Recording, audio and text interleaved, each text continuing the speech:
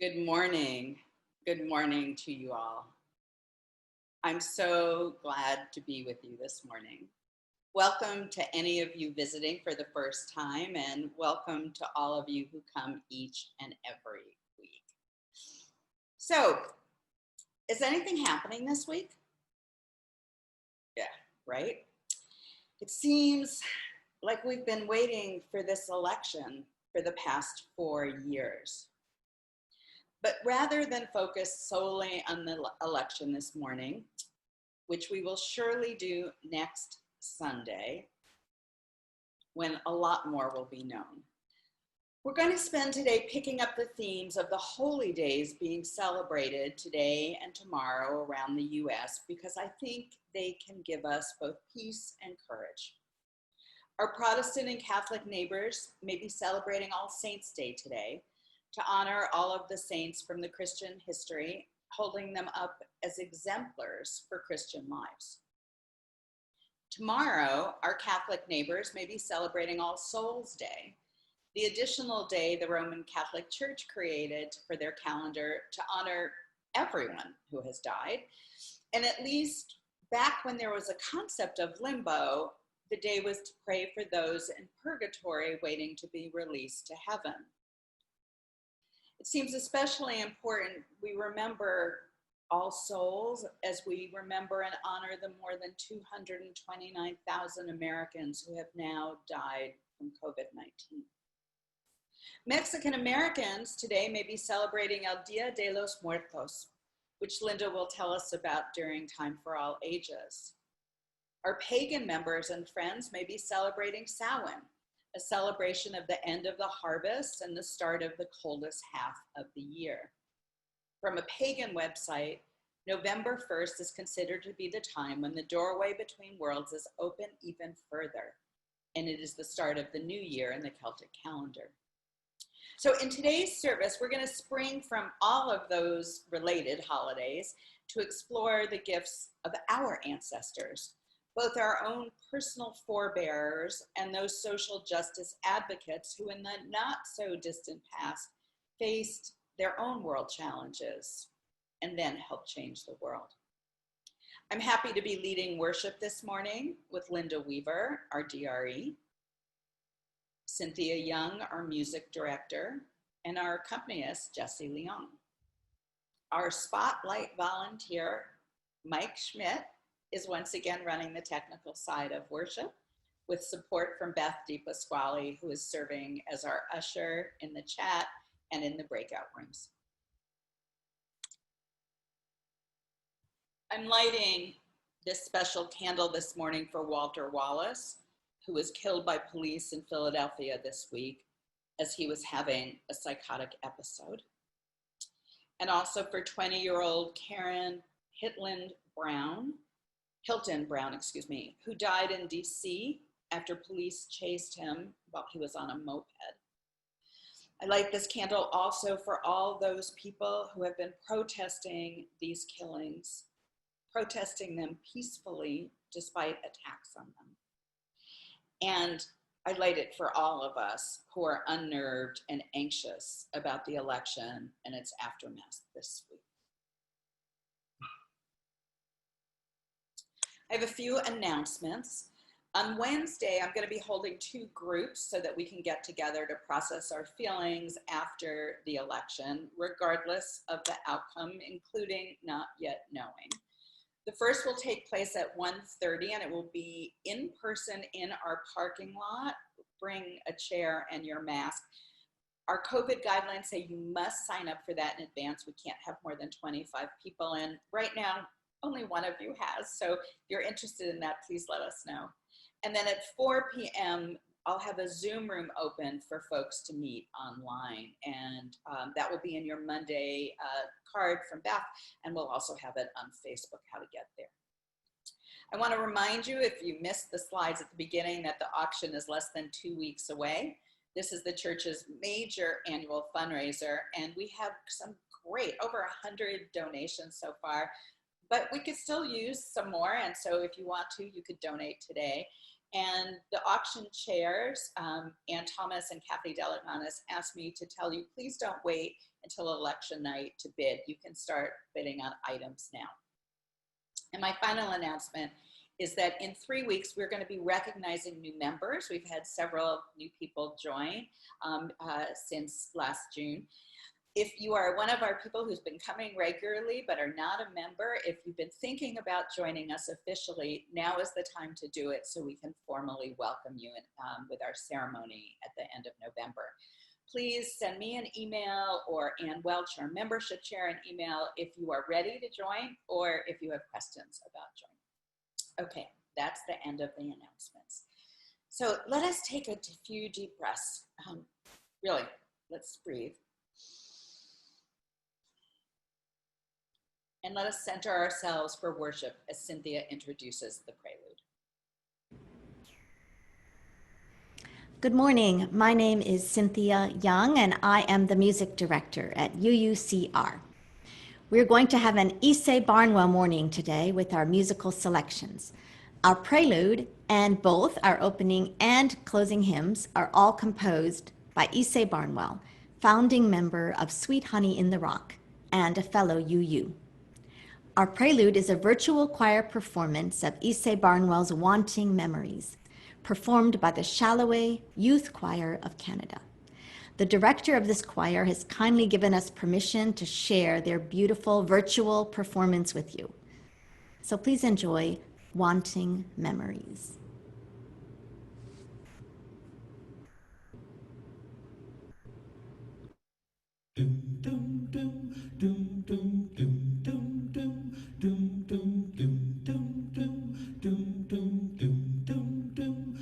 I am sitting here wanting memories to teach me to see the beauty in the world through my own eyes.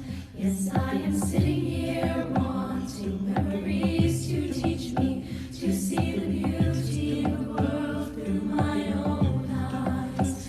You used to rock me in the cradle of your arms. You said you'd hold me till the pains of life were gone. You said you'd comfort me in times like these, and now I need you, and now I need you. And you are gone. So I am sitting here wanting memories to teach me to see the beauty in the world through my own eyes. Since you've gone and left me, there's just so little beauty, but I know I saw clearly through your eyes. Now the world outside is such a cold and bitter place. Here inside I have few things that will console. And when I try to hear your voice above the storms of life, then I remember that I was told. Yes, I am sitting here wanting memories to teach me to see the beauty in the world through my own eyes. I thought that you were gone, but now I know you're with me. You are the voice that whispers all I need to hear. I know a please and thank you and a smile will take me far.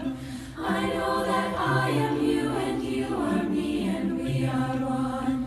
I know that who I am is numbered in each grain of sand. I know that I've been blessed again and over again.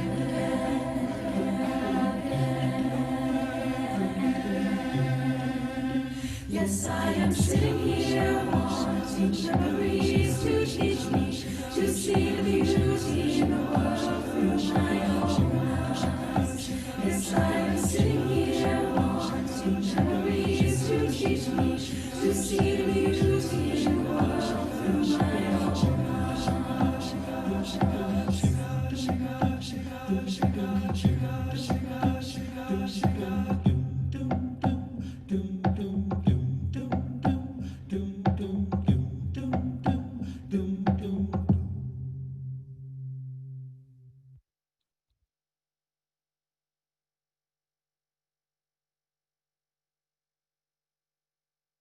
The opening words this morning are from the Reverend Kathleen McTeague. They are with us still. In the struggles we choose for ourselves, in the ways we move forward in our lives and bring our world forward with us, it is right to remember the names of those who gave us strength in the choice of living. It is right to name the power of hard lives well lived. We share a history with those lives. We belong to the same motion. They too were strengthened by what had gone before. They too were driven on by the vision of what might come to be. Those who lived before us, who struggled for justice and suffered injustice before us, have not melted into the dust, and they have not disappeared. They are with us still. Their lives hold us steady. Their words remind us and call us back to ourselves. Their courage and love evoke our own. We, the living, carry them with us. We are their voices, their hands, and their hearts. We take them with us. We take them with us and with them choose a deeper path of living. I invite you, my friends, to share the names of those who are in your hearts, though they have passed on in the chat box at any time you are moved to do so during this service.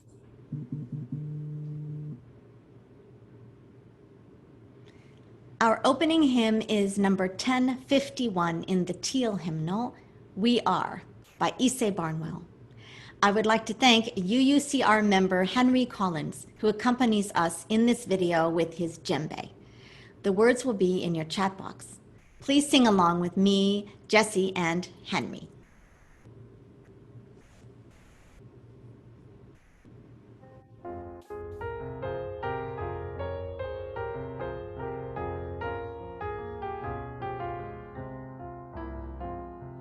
For each child that's born, a morning star rises and sings to the universe who we are. For each child that's born, a morning star rises and sings to the universe who we are. We are our grandmother's prayers, and we are our grandfather's dreams. We are the breath of our ancestors. We are the spirits of God. We are mothers of courage and fathers of time. We are daughters of dust and the sons of great visions. We're sisters of mercy and brothers of love. We are lovers of life and the builders of nations. We're seekers of truth and keepers of faith. We are makers of peace and the wisdom of ages. We are our grandmother's prayers, and we are our grandfather's dreams. We are the breath of our ancestors. We are the spirit of God. We are mothers of courage and fathers of time. We are daughters of dust and the sons of great visions. We're sisters of mercy and brothers of love. We are lovers of life and the builders of nations. We're seekers of truth and keepers of faith. We are makers of peace and the wisdom of ages. We are our grandmother's friends. We are our grandfather's dreams. We are the breath of our ancestors. We are the spirit of God. For each child that's born, a morning star rises and sings to the universe who we are.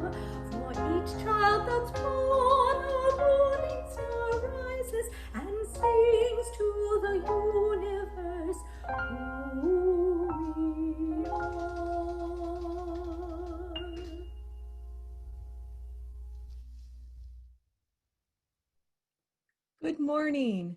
I'm Linda Weaver, the Director of Religious Education at UUCR. As Reverend Deborah lights our UU Reston chalice, you may wish to light a candle in your own home. For our words this morning, we have an All Souls chalice lighting by the Reverend Florence Kaplow. As we kindle this flame, we honor and remember those who have passed into the mystery. Their brightness lives on in our vision, their courage lives in our commitments, and their love continues to bless the world through us.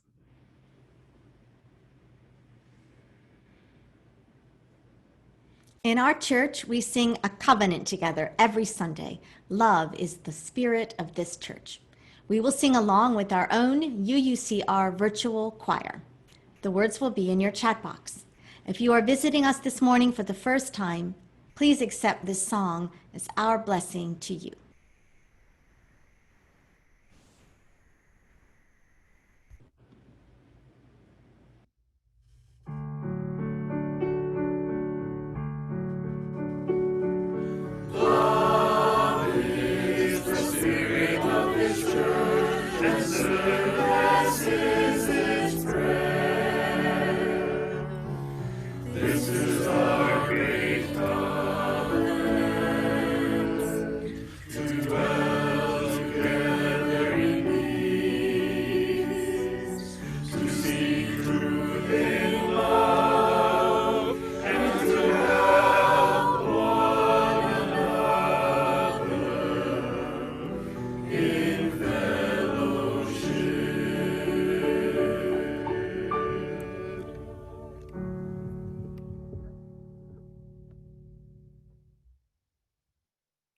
Now is the time for all ages, so gather round your screens.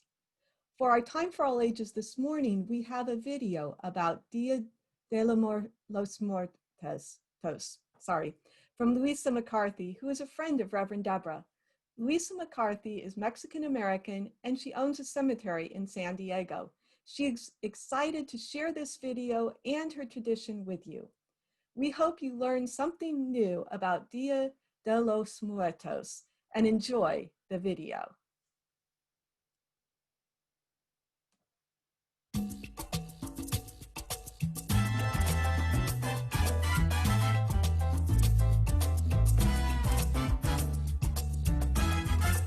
Dia de los Muertos is a day to celebrate the dead. Friends, family, and others, it's a wonderful celebration. We have a tradition, we have an obligation that we celebrate our dead. We celebrate our wonderful friends and family that we miss. Tradition is that in a cemetery we go and we build an altar for our loved one. We decorate their place of resting and bring the foods that they liked. We pretty much celebrate their life and bring the foods that they liked the most, their personal mementos, pictures, and we pray and we all eat together. It's a big celebration where we are just so united and full of love and laughter. When you come to an event like this and you get to see all the vibrant colors, costumes, everyone getting out of their element, face painting, and we're not talking about putting a little Tinkerbell on your cheek or a bolt for the Chargers or something. We're talking about full regalia and everyone just getting really involved in it. You know, it's a new experience and it's something that everyone kind of gets out of their norm and really gets to have some real fun and in a great family atmosphere. It's a great cultural event. It's the kind of thing you kind of come to, and I guarantee you, no matter if you've got questions coming in, the only question you're going to have and when you leave is, when's it going to be next year? Because I want to come and I want to bring more of my family. I will tell you in all sincerity, I have never seen a better celebration anywhere in San Diego County or anywhere in Southern California better than the celebration that is at La Vista Memorial Park, because it's a truly family event. And for us in law enforcement, for us that have the responsibility of protecting the public, we are very happy and very supportive that it's an alcohol-free event. When you arrive to the La Vista Memorial Park, you're going to be surprised because you're going to be seeing many colors, and anything that you see is going to be for sale. anything. And any part and any article that you see is unique. It's not a copy. They don't do 20 hundreds. It's only one that you're gonna have it. For us, being able to offer this to the community and have the remainder of the community, not just the families here at La Vista, embrace this beautiful experience, it's just an overwhelming feeling, and it touches all of our hearts to be able to offer this.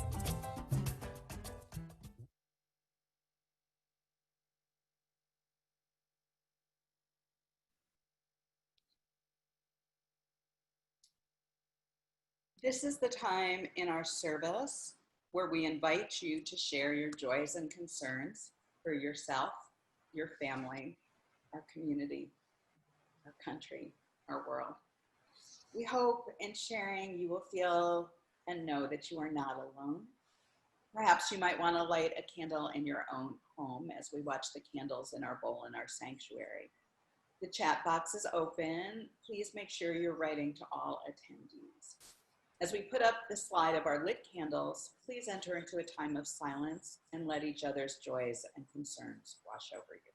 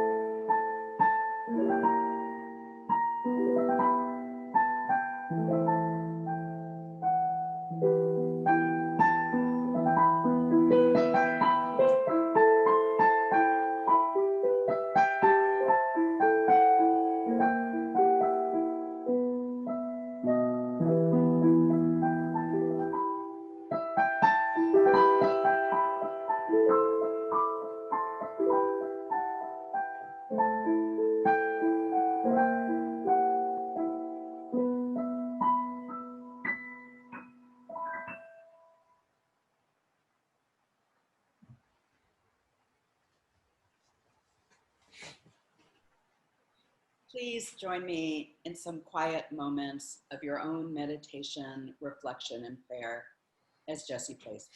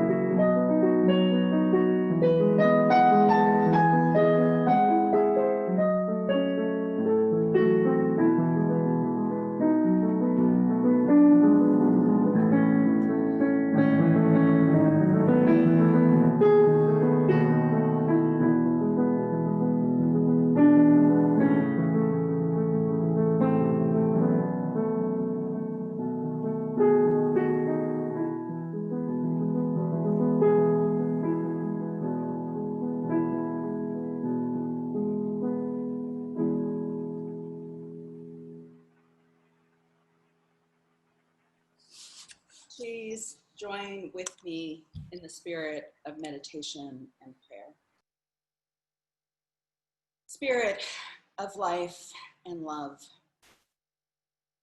let us feel surrounded by that love and hope as we enter into this anxious week, this concerning week, this hopeful week. Help us find peace within ourselves.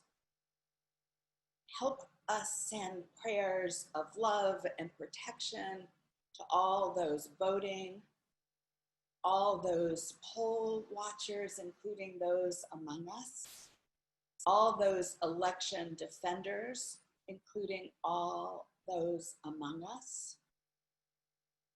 Be with those who make the calls today and those who make the final donations. Let us know that we have done all we can to bring more justice. And be with us on Tuesday and probably Wednesday and Thursday and Friday as we wait for results. Give us strength. Let us find compassion to those who are struggling, those who struggle with COVID, almost 1 million cases in the last 2 weeks. More than 9 million people who have faced this disease already in the US, and the more than 229,000 people and their families who have lost their lives. Let us send our prayers to Steve Dodd and Liliana, both facing surgery this week. Let us dig deep down for the joy many of us felt last night watching the children in our neighborhood safely experience trick or treat, perhaps in more ways that communities were able to come together than ever before. Let us welcome home our members, Dick and Bea and Sterling. We're glad to have you back safely in Virginia. Let us remember that some are celebrating birthdays and anniversaries and new jobs and new relationships. Let us remember that we are not the only ones to go through trying times, that our ancestors are with us. Let us bring them forward today. Let us feel their courage and their strength so that we may get through the days ahead. And so may it be. Amen. We're going to show you a special video now that Beth and Cynthia and Jesse lovingly prepared with photos of our beloved. But before we do, let me share you part of a reading by my colleague, the Reverend Leslie Takahashi. In the daily weave of our lives, those who have died are still there, strong, guiding threads. Theirs is the golden glimmer, or perhaps the brilliant red or the melancholy blue. They are part of the whole cloth of our lives. They are our ancestors, the goers before. In the hour-to-hour rush of our daily tasks, they travel with us through something they taught us, which is now ours to do. Through something they loved, which is now ours to carry out. Through something we shared, which is now ours alone and yet not. In the minute-to-minute grasp of where we are, we remember the joys our departed gave us, which opened us to hope. The sorrows we knew together with them, which taught us strength. The life shared, which is now ours to steward. In the second-to-second pulse of life, we sense the spirit of those we have loved and lost. This present is too shy for naming, too amorphous for full knowing, and yet as real to us as the days we share. Let us sit in silence as we watch this beautiful video together.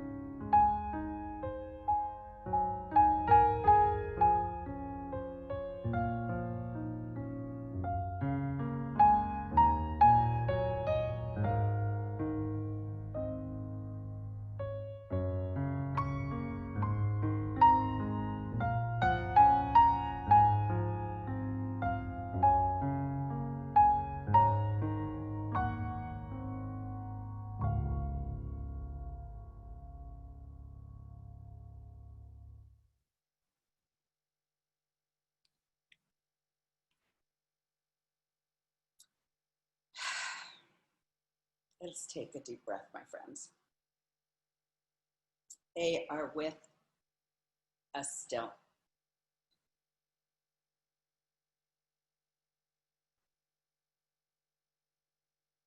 Thank you. As Maya Sarton wrote in her poem titled All Souls, the dead move through all of us, still glowing. I'm going to show you a slide. This photo is my paternal grandmother and grandfather. Irving, on the right, snuck into the United States illegally on forged papers, obtained at great risk by my great-grandmother Pearl. The paper said he was coming to visit his three brothers, Willie, Harry, and Sam, who had emigrated earlier to the US. Except they weren't his brothers, they were his cousins, and it wasn't for a visit. He stayed here permanently. Anna, on the left, met Irving early in her teenage years. Her mother, my great-grandmother Deborah, who I am named for, sent Anna alone on a ship to come to New York when she turned 17. Anna never saw her mother again. Her three sisters died on a forced transport to a concentration camp. Their one brother was able to flee to Palestine. I wish I knew more about all of them. But what I know is that their genes run through me. I can't imagine how brave they must have been to leave their families and travel alone across the ocean in steerage to a land they knew nothing about. But surely I can feel their fear. I can't imagine their life on the east side of New York in a tenement, but I can imagine how resilient they must have been to reach a place where they could send my dad to a community college. I can't imagine what it must have been like in the 1930s and 1940s, watching the European war against the Jews, knowing that their relatives were being slaughtered. But I do know what it's like to watch, you know what it's like to watch disasters unfolding and how helpless that can feel. The study of epigenetics teaches us that family wounds are carried unconsciously from generation to generation. To quote, the stories and traumas of our grandmothers and grandfathers are our stories. Yet, surely epigenetics teaches us that their strengths are our strengths too. I know I carry my grandparents' fear in my very cells. And I also have to remind myself I carry their courage. Surely my commitment to the poor, to immigrants, to all those who are othered by race, sex, gender, religion, ethnicity, comes at least in part from the legacy of being their granddaughter, great-granddaughter. Now, they weren't social justice advocates, they were survivors. For that work, like most of us, I look to our mutual ancestors for social justice. When we think of civil rights, let us be emboldened by the lives of people like John Lewis, Rosa Parks, Fannie Lou Hamer, Bayard Rustin, Martin Luther King and Malcolm X, Cesar Chavez, Mary McLeod Bethune. When we think about women's rights, Sojourner Truth, Susan B. Anthony, Betty Friedan, Shirley Chisholm, Bella Abzug. For LGBTQ+ rights, Harvey Milk, Sylvia Rivera, Marsha Johnson, Edie Windsor, Virginia Mollenkopf. Our UU social justice forebearers, Henry David Thoreau, Margaret Fuller, Clara Barton, Sophia Lyons Foz, Viola Liuzzo and Reverend James Reeb murdered in Selma for voting rights. Alandria Williams, the young trans activist who was the last moderator of the UUA, who died a few weeks ago at age 41. So I invite you to add into the chat box other names that I have inspired you for social justice.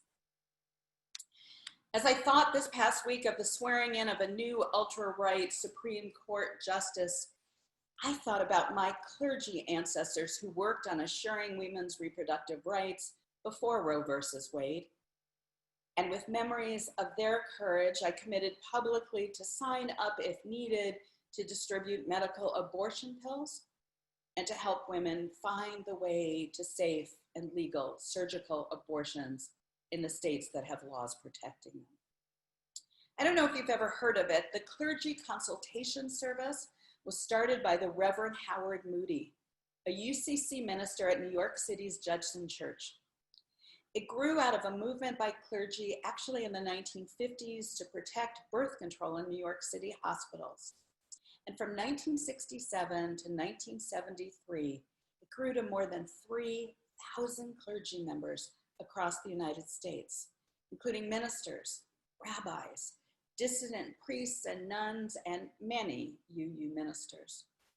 From 1967 until 1973, these clergy counseled and referred more than 450,000 women to licensed doctors to get safe legal abortion. 450,000. When abortion became legal in the United States, these clergy opened the first abortion clinic in New York State. Women clergy in those years would also call and go and visit doctors who were illegally performing abortions all across the country to make sure that the doctors were indeed licensed, humane, and qualified. These clergy also set fees for abortion providers around the country to keep the costs low, and they raised money from their congregations for airplane and train tickets to help women travel to qualified providers. With these clergy as my ancestors, how can I do anything else if Roe is overturned? My friends, we do not know what's going to happen this week, no less this year or the years ahead. But we do know that regardless of the outcome of the election, we will be called to act in the line of our social justice ancestors. Even if there is a blue tsunami, we are not done. We are not done advocating, protesting, donating, living our faith aloud. There is so much to be undone from the past 4 years. And there is so much further we need to go to be a land of liberty and justice for all. And if, as some fear, there is massive voter suppression or any attempt to delegitimize the election or not count the votes, the call for us as UUs to respond will be faster. And I am counting on you to respond. The fact is, and you all know this, regardless of which party is in charge, America is far from being what it needs to be. The Reverend Susan Frederick Gray, the president of our association, wrote this: "We need to be all in for systemic change that puts people first, that sees racism, xenophobia, poverty, ableism, sexism, homophobia, transphobia, voter suppression, and climate destruction as one issue, a disease we must all organize to address together. So much is on the line." End of quote. So much, my friends, is on the line. At this year's General Assembly Ware lecture, climate activist Naomi Klein said this: "The future will be determined by whoever is willing to fight and organize harder for their vision." That needs to be us. Regardless, my friends, what happens on November 3rd, let me assure you, you will wake up on Wednesday, November 4th, and we will need to get up and take some deep breaths, wash our face, brush our teeth, have our breakfast, and get back to work. My colleague and friend from Westport, Connecticut, the Reverend Allison Patton, a UCC minister, wrote this on her Facebook page after the confirmation of Justy Comey Barrett, and I asked her if I could share it. She wrote, "Tomorrow, I will return to the work of building beloved community, because no one ever said this would be accomplished in a season or even a lifetime. No one ever said we'd have the privilege of living through times less challenging, less harrowing than previous generation. No one ever promised us that democracy would continue on its own, unchallenged, or that we would reap its fruits without having to work like crazy to protect it and defend it. No one ever guaranteed that care and compromise would always overcome a lust for power, or that our higher angels wouldn't have a fierce battle with the forces of arrogance and greed. No one ever promised us it would be easy. Yes, some of us have known all along how tenuous it is, how many cracks have run through it, how far we have always been from the promised land. So tomorrow I set my gaze on the horizon in memory of those who fought fiercely to get us this far, in memory of Ruth Bader Ginsburg and John Lewis and so many determined, courageous others. I will do it because we must. She ends, because I believe in the fundamental beauty and worth of all people and this planet.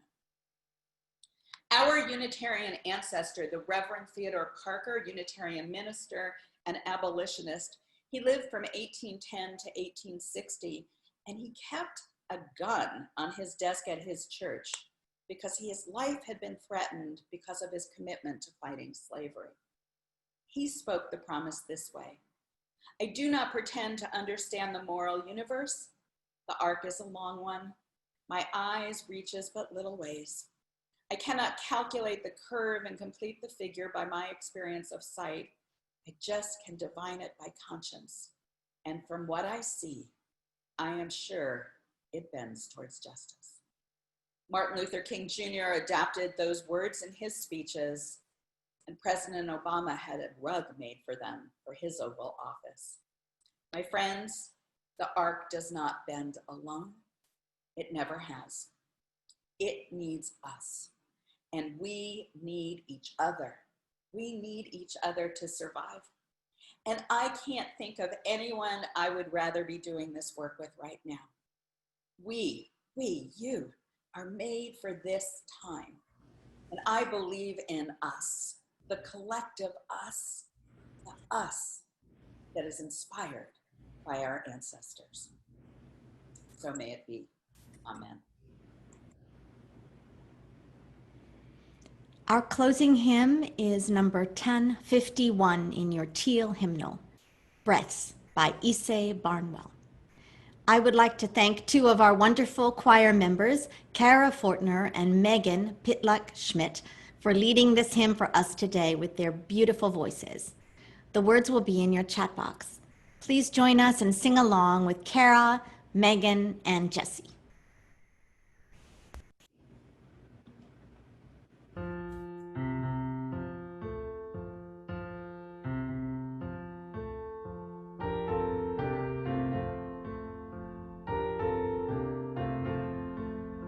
Listen more often to things and to beings. Listen more often to things and to beings. 'Tis the ancestors' breath when the fire's voice is heard. 'Tis the ancestors' breath in the voice of the waters.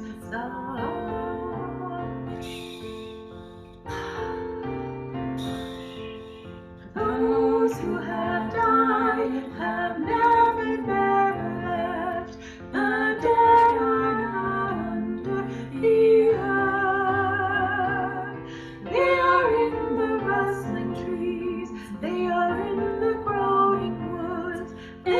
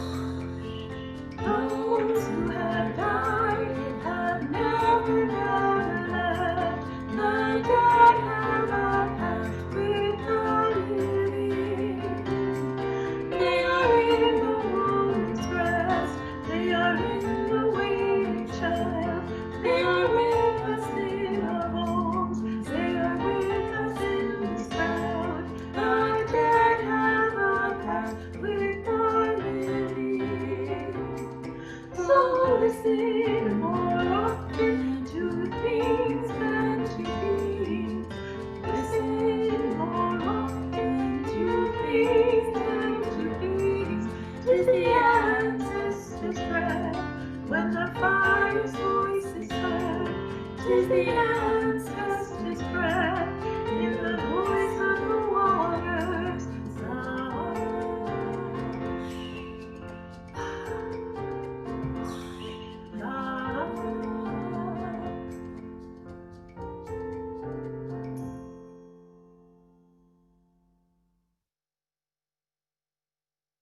Thank you. Thank you to Kara and Megan, and thank you to Jesse and to Cynthia especially for creating the musical liturgy today. These songs were all perfect. The closing words this morning are from the Reverend Barbara Peskin, one of my colleagues. Because of those who came before, we are, in spite of their failings, we believe. Because of and in spite of the horizon of their vision, we too dream. Let us go remembering to praise, to live in the moment, to love mightily, to bow to the mystery.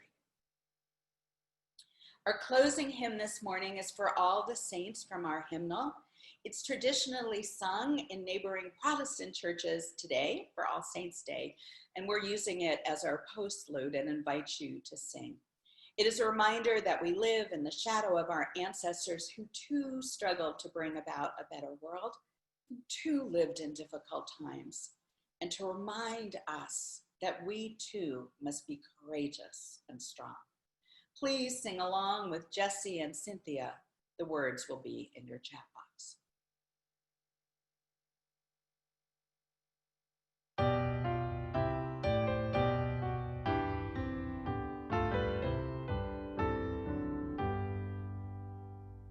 For all the saints who from their labors rest, who thee by faith before the world confessed, thy name most holy be forever blessed. Alleluia, alleluia. Thou must their rock, their shelter, and their might, their strength and solace in the well-fought fight. Thou in the darkness give their one true light. Alleluia, alleluia.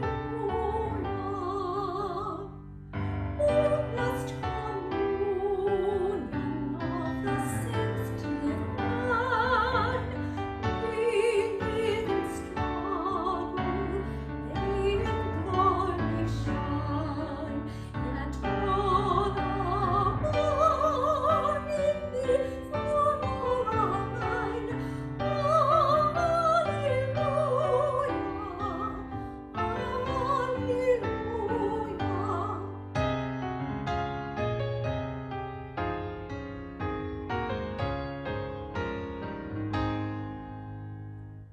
And when the strife is fierce, the conflict long, steals on the ear the distant triumph's song. And hearts are brave, and arms are strong. Alleluia, alleluia.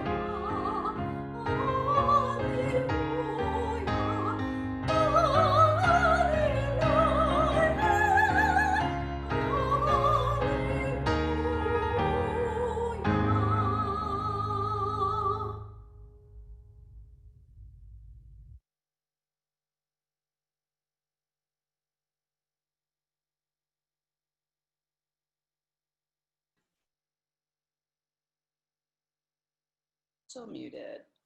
Okay, we good, guys? Thank you. Thank you for the beautiful music. Thank you to all of you who wrote us notes in the chat box of appreciation. We wanted this service to bring you courage and to bring you some peace. I hope it did. It is now time for our regular Sunday collection plate. Our collection plate, as I tell you each week, is different than your pledge payments. It's a way we ask you to make an offering as part of your witness and gratitude for this service. We invite all of you members, friends, visitors to enter the link that you'll see in your chat box or on the slide and donate to our beloved community. After the offering, please listen to the music, and at the end of the slide, please log off and join us in virtual Greet Your Neighbor space. I'm going to encourage you in the Greet Your Neighbor space this morning to learn about, to share the lessons you have learned from your ancestors. I want to encourage you, my friends, as we go through the next 4 days, today, Monday, Tuesday, Wednesday, please be kind to yourself and to each other. Drink a lot of water. Get some exercise. See if today and tomorrow and maybe even Tuesday, you still have a role you can play. And if it's part of your practice, please pray for our hurting world. I'm going to leave you with the words this week from the Talmud for this week and then for the days ahead. In the Talmud, it was written, "Do not be daunted by the enormity of the world's grief. Do justly now. Love mercy now. Walk humbly now. You are not obligated to complete the work, but neither are we free to abandon it." And so, as I say each week, my friends, go in peace. Feel the love of this community. May our real service begin.